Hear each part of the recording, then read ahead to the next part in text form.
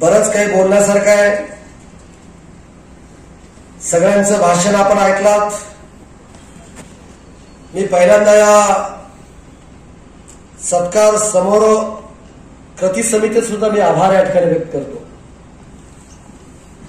Doctor Jagannath Patil साहेब, Madhavrao Patil टाकळेकरजी, सुधीकरजी धुतेकर, दिनेशजी Bembde, शिवलिंगजी जेवळे, doctor Mohanji bouquet, विजयकुमारजी Yadav, Mahendraji Joshi, शैलेशजी Kulkarni आणि प्रवीणजी कस्तुरे आणि त्यांची सगळी टीम 4 दिवसापूर्वी ही बातमी मला कळाली आणि बातमी कळाल्यानंतर मी स्वतः प्रवीण सरदेशमुख साहेबांच्या घरी त्या ठिकाणी जाऊन सत्कार त्या ठिकाणी मी केला आणि मग वहिनींशी चर्चा, त्यांच्या मुलांशी चर्चा आणि त्याच्या अगोदर धुतेकर साहेब आणि त्यांची टीम मला निमंत्रण देण्याकरता विवेकजी माझ्या घरी यायचं त्यांनी ठरवलं।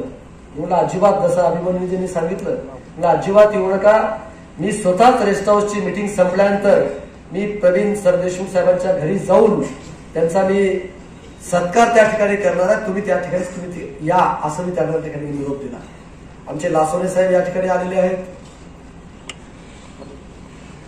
आणि तिथं एवढी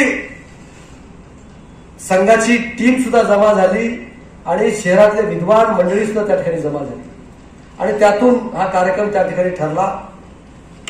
खरं तर काल या जगाचे विश्वगुरू नरेंद्र मोदी साहेबांसोबत माझा कार्यक्रम त्या ठिकाणी होता। जवळजवळ या देशातले 2 ते 3 लाख युवक त्या राष्ट्रीय युवक महोत्सवामध्ये त्या ठिकाणी सामील झाले होते।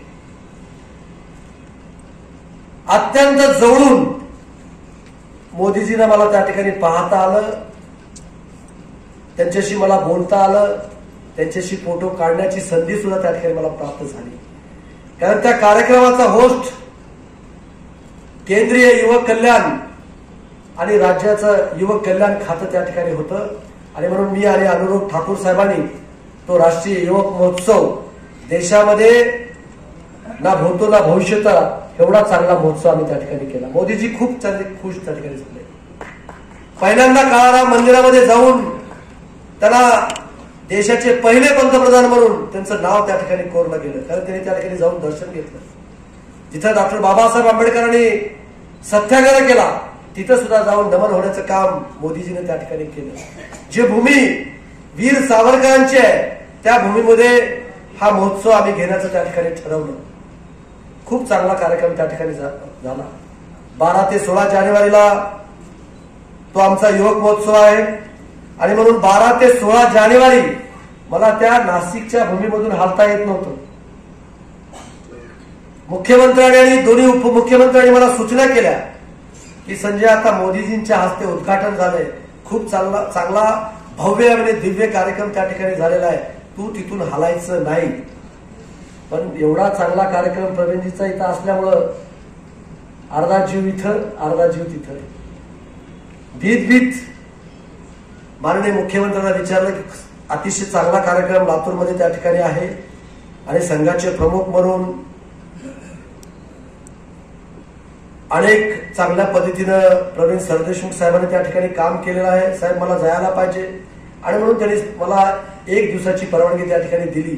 आणि मग यायचं कसं, कारण मुख्यमंत्री 2 उपमुख्यमंत्री मोदींची बरोबर हेलिकॉप्टरमध्ये त्या ठिकाणी गेले आणि त्यांचं विमान त्या ठिकाणी होतं आणि त्यांनी सांगितलं, संजय तुला ते विमानाची व्यवस्था आम्ही त्या ठिकाणी करतो, तू त्या विमानामध्ये त्या ठिकाणी तू जा आणि तो कार्यक्रम करून लागलीच तुला त्या नाशिकच्या सगळ्या त्या युवक महोत्सवामध्ये सामील व्हायचंय। मित्रांनो, योगायोग आहे, अनेकांनी प्रवीण सरदेशमुख साहेबांचा गौरवपर त्यांचं विचार त्या ठिकाणी मांडले।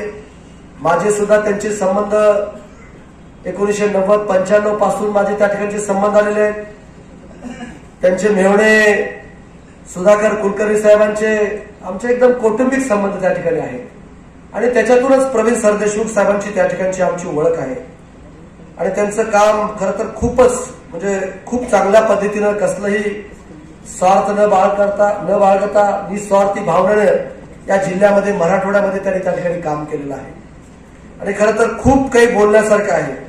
कारण सुधीरजीनं मला जे काही बोलायचं होतं खरं तर ते चालतं बोलतं विद्यापीठ आहे हे म्हणण्याचं काम मी त्या ठिकाणी बोललो होतो. म्हणजे काय मुंडे साहेबांचे गडकरी साहेबांचे वेगवेगळ्या विषयातला त्यांचा अभ्यास वगैरे बरंच काही. खरं तर माझी नोट सुधीर भाऊनी चोरली की काय मला आता शंका यायला लागली. कारण मी त्याला सांगितलं की मला जरा काही किस्से सांगा. मी ते लिहून आणलं होतं सगळं. सगळे विवेक देशपांडे साहेब तुम्ही जसं मला तसं सुधीर भाऊनी त्या ठिकाणी सांगितलेलं आहे आणि म्हणून मी जास्त काही आता बोलणार नाही. तर इथं बसलेल्या 50% लोकांना कोणत्या ना कोणत्या विषयामध्ये ना कधी त्यांनी त्या ठिकाणी मदत त्या ठिकाणी केलेली आहे.